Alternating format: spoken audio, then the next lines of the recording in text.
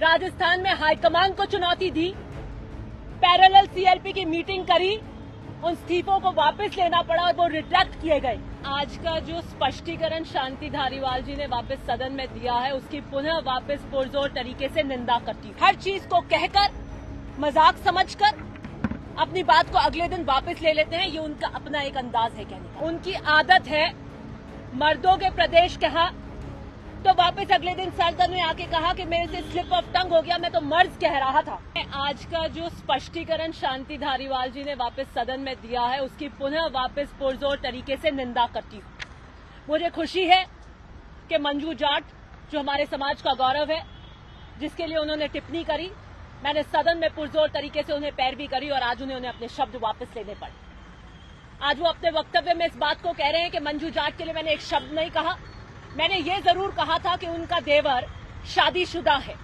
मुझे एक बात बताइए, जब नौकरी की बारी आई, उनका देवर शादीशुदा है या नहीं है, उस वक्तव्य से उसका क्या कोरिलेशन था, वो ये बताना चाह रहे थे। मैंने उनके वीडियो को दोबारा भी देखा है और सुना है। निश्चित रूप से वो चरित्र हनन कर रहे थे, वो अपनी गलती में थे और बैकफुट पे आए, इसलिए आज उन्होंने रिट्रैक्ट किया।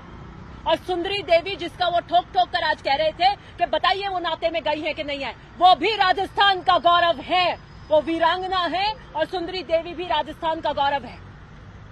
मंजू जाट हमारे राजस्थान के अंदर हमारे समाज का है, तो वो भी राजस्थान का गौरव है और मैं सुंदरी देवी की भी पूरी जो तरीके से पैरवी करती हूँ। और आज आपको उनको क्या स्पष्टीकरण देने की जरूरत पड़ गई? आज वापस छीटाकशी कर रहे हैं। उनकी आदत है मर्दों के प्रदेश कहा तो वापस अगले दिन सदन में आके कहा कि मेरे से स्लिप ऑफ टंग हो गया, मैं तो मर्ज कह रहा था।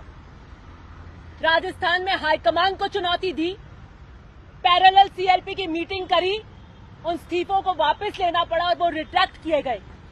और मंजू जाट पर अभद्र टिप्पणी पर बैकफुट में आकर आज उन्होंने बैकफुट का हर चीज को कहकर, मजाक समझकर अपनी बात को अगले दिन वापस ले लेते हैं, ये उनका अपना एक अंदाज है कहने का। और मैं आज भी उनके वक्तव्य की निंदा करती हूँ। और जो ये कह रहे हैं कि उन किसी के मन में कुंठा हो सकती है, तो मेरे मन में उनके प्रति कोई कुंठा नहीं है। मैं कांग्रेस की एक सच्ची, छोटी, ईमानदार कार्यकर्ता हूं, लेकिन हाईकमान को जो चुनौती देगा उसके प्रति मेरी कोई वफादारी कभी नहीं हो सकती। धन्यवाद। दिव्या जी, एक सवाल ये है कि बात शुरू हुई वीरांगनाओं की मांगों को लेकर, खत्म हो रही है उनके निजी जीवन पर टिप्पणी को लेकर, बहुत दुर्भाग्यपूर्ण है।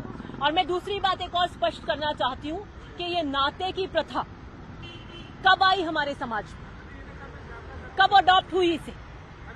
ये जब हुई जब हमारे यहाँ शिक्षा नहीं थी, ये हमारी सामाजिक व्यवस्था थी, जब विधवाओं की स्थिति बहुत दयनीय हुआ करती थी। आपको पता है कि कितने दिन उनको बंद रखते थे, रंग नहीं पहनने देते थे, उनको अशुभ माना जाता था और किस प्रकार की कुरीतियां हमारे समाज में थी। तब एक व्यवस्था उस सामाजिक ढांचे में लेकर आई कि जिस घर के बच्चे हैं वो उसी घर में पल पढ़ सके, उनका पोषण हो सके, उन्हें आर्थिक संबल मिल सके, महिला की भी आर्थिक स्थिति संबल हो सके। इसको आप किस तरीके से जो हमारे समाज ने जिस प्रथा को अडॉप्ट किया, उसके ऊपर आप प्रश्न चिन्ह कैसे लगा सकते हैं? और ये वीरांगनाएं किसी भी समाज से आती हो, हमारे राजस्थान का गौरव है। वो किन मांगों को लेकर आई हैं? आप क्यों नाते पे जा रहे हो? किसी के नाते गई हैं कि नहीं गई है? वो प्रश्न ही कहां से आता है? देवर शादीशुदा है या नहीं है? आप ये कहिए कि वो देवर की नौकरी मांग रही है। एक फैमिली यूनिट जो एक परिवार की डिफाइन करी जाती है, परिभाषित करी जाती है, उसके बाहर नौकरी मांग रही है, उसमें देना क्या उचित है या अनुचित है?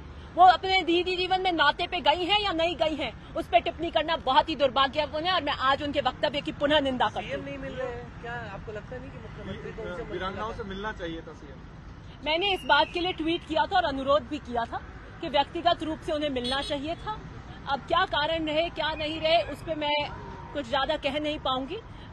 लेकिन हाँ, जो उनकी नौकरी देने की बात है, उस पर मैं पुरजोर तरीके से खड़ी हूँ, जिसका मैंने पूरे कल लॉजिकल रीजनिंग भी दी कि क्यों एक परिवार के बाहर नौकरी नहीं देनी चाहिए। आपको बोलने का खामियाजा भी उठाना पड़ा, 44 सड़कें आपकी निरस्त हुई हैं, ऐसा आपने सदन में भी कहा। देखिए, जब आप चलते हैं और उसूलों की राह पर चलते हैं तो बहुत सी कुर्बानियां देनी पड़ती है। मैंने अपने जीवन में एक विरासत का जो मैं पाठ लेकर आई हूँ अपने दादा से, पिता से, राजनीति में चाहे अपना दल हो, समाज हो, जो सार्वजनिक जीवन के अंदर एक आचरण होना चाहिए पब्लिक रिप्रेजेंटेटिव का, उसमें मैंने कभी कॉम्प्रोमाइज नहीं किया और कोई फर्क नहीं पड़ता। आप ये देखिए कि काम को देखकर कितना वोट दिया जाता है कि नहीं दिया जाता। जनता ये देख रही है कि मैंने निजी स्वार्थ के लिए समझौते करके घुटने नहीं टेके, मैंने उनकी आवाज बेबाकी से और बुलंदी से रखी। दिव्या जी, जो आपने कल सदन में भी कहा है कि आपको रिवेंज टू रेटिट्यूड हो रहा है, क्योंकि 25 सितंबर को जब आप इस्तीफे का दबाव बनाया जा रहा था, आप नहीं जीती थी।